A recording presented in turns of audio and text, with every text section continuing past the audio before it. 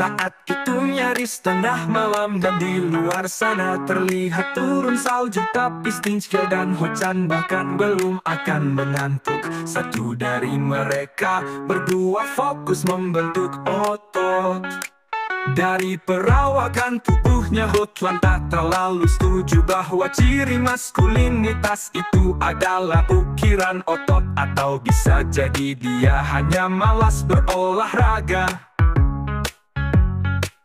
Ini tentang keluarnya pengumuman pemutusan hubungan kerja di Helios tadi siang. Minimal Stinger dan Ho-chan adalah dua pegawai Helios yang turut terdampak program perombakan karyawan.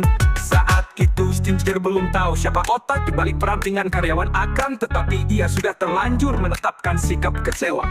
Stinger benci sikap kecewa itu. Ia sangat menghindari rekam kekecewaan masa lalulah yang membuat Stinger sampai terlibat erat dengan sebuah geng rahasia. Saking rahasianya tidak banyak yang tahu nama geng itu. Dari geng rahasia itulah Stinger mendapatkan nama itu. Sang pemimpin geng kala itu namanya demikian Stinger. Bahkan lupa nama lahirnya, kerasnya orientasi latihan masa lalu di sana, nyaris melupakan apapun, padahal awalnya ia hanya ingin melupakan kekecewaan.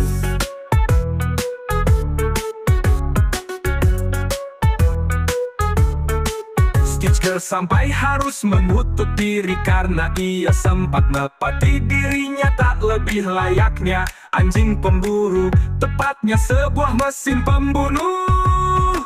Bertahun-tahun ia berhasil meninggalkan dunia hitam dan akan terus kokoh dalam tobatnya. Namun siapa sangka hanya dengan letupan sedikit saja bangunan tobatnya runtuh. Kita, minimal aku, harus berhitungan. Stinger menekan ucapannya itu. Ho-chan yang selama ini menjadi teman Stinger paham apa maksudnya. Sudahlah, jangan kau buka kembali kotak Pandoramu, sergah Ho-chan bertahan. Jangan sekali-sekali berurusan dengan hukum, kita hidup yang aman-aman sajalah, lanjut Ho-chan. Malam berlanjut dan kian larut. Stinger menyalakan mode manusia nokturnalnya. Ia masih akan memproduksi keringat untuk beberapa kali lagi repetisi. Terlambat, sahut Stinger. Malam itu dari balik kamar kecil itu, otak Stinger aktif, neuron dan dendrit kriminal di benak lelaki itu liar memetakan barang apapun di Helios sebagai alat bantu pencabut nyawa. Stinger memang belum akan menentukan nama siapa yang paling bertanggung jawab atas pemecatan dirinya dari Helios, tapi yang pasti ia ingin sekali membunuh.